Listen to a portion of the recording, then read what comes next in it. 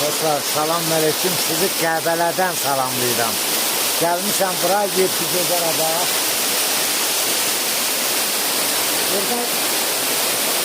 Burada yeganə bir iş var. Yetki gözəlin birini tapıb aparmaq. Başka çare yok. Ancak bir gecede kalmalı olsa yetki gözəlin birini tapıb aparmaq lazım.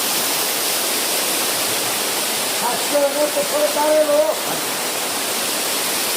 Kılı kaçtığın valla kalıp başkasına kısmet olacak. Adı baklar gelin da bu halal yerler Azerbaycan'ı gelin. Bırakın pulun başın bırakmak lazım.